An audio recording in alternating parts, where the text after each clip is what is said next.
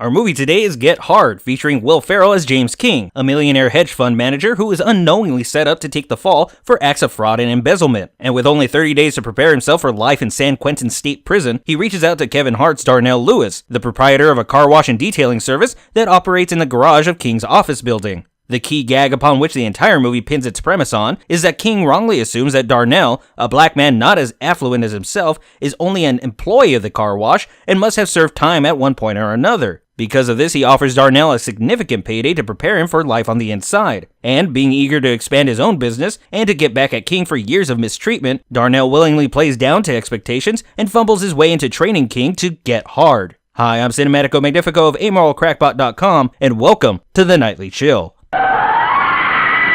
Now, there's a bit of a dance that goes on when constructing a buddy comedy, one that often requires that one of the two be the straight man, the voice of reason in a way, to the more chaotic thoughts, words, and actions of his or her partner. Classic partnerships like Abbott and Costello, Gene Wilder and Richard Pryor, Mel Gibson and Danny Glover, and even more recent pairings like Will Ferrell and Mark Wahlberg have proven decade after decade that there's plenty of humor found in that spark between two conflicting personalities. But there's a modern variation on the classic tune in which both leads share a similar personality, such as Will Ferrell and John C. Reilly in Step Brothers. In this case, it's usually two larger-than-life personalities set against an individual or world that is still very much grounded. In Step Brothers, for example, Ferrell and Reilly's pair of middle-aged men who act like spoiled children are initially set against each other, but soon find themselves in conflict with a stern parental figure who's finally fed up with their antics and demands the pair grow up. These sorts of movies double down on the more wacky lead, but still balances the comedy scales by having the rest of the world serve as a straight man. Instead of the conflict being man versus man, it's friends against the world. And unfortunately, that's why Get Hard seems to fall short despite the fairly funny pairing of Will Ferrell and Kevin Hart. Ferrell and Hart play off one another well enough, but the movie just desperately lacks a driving conflict. There's only so much humor and conflict to be found in King's racially and socially insensitive comments, and Hart's go-to gimmick of a shallow tough guy facade masking a very timid personality. The movie repeats the same one-note joke of Hart trying and failing to toughen Ferrell up scene after scene, making it feel like a loosely connected series of sketches from Saturday Night Live instead of a 100-minute feature film. The movie's B-story of King uncovering the truth behind his arrest and proving his innocence is so lazily weaved in between these scenes that it feels like little more than an afterthought, perhaps added by a last-minute rewrite as a way to pad out the runtime and maybe end the movie on a far less somber note. Now, oddly enough, had the material been played a bit more straight and focused on the relationship between these two very different individuals from two very different worlds, it might have made for a far better movie. Ferrell's King comes across as sympathetic and helpless in the face of a clock ticking down on the end of his freedom. Hart's Darnell has a convincing character arc as a man initially taking this job for the money and a bit of revenge, but eventually comes to befriend the frightened man in his care. But by lazily falling back on a weak B story and a happy ending that focuses on King's exoneration rather than a strong bond that bridges a large social divide, Get Hard is little more than two comedians hamming it up with their well-worn material on the same screen for nearly 2 hours. Simply put, Get Hard plays it far too safe with its humor and story and suffers for it, squandering a comedic pairing that could have easily stood alongside some of the more modern classics. This is also an R-rated comedy that, for some reason, was afraid of pushing boundaries and playing with its audience's sensibilities. Those looking for something with bite to it will be left disappointed. Those expecting to see popular comedians at the top of their game will be left disappointed. Those members of the Paul Blart fan club, a group this movie feels like it's more suited for, will be put off by some of the more crude or insensitive humor. It's a movie that's far too safe, but also not safe enough, making it a movie without much of an audience. There are laughs to be found in it for sure, but perhaps this is an example of a movie best watched on a scene-by-scene basis rather than all at once, if at all. And for that, sadly, I have to give this one a no chill.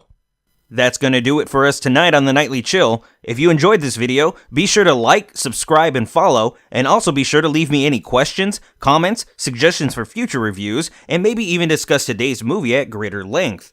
And as always, this video is brought to you in part by our viewers. If you'd like to learn how to support this and other projects, please visit amoralcrackpot.com or check the description below. But until next time, y'all need to make like a tree and get out of here.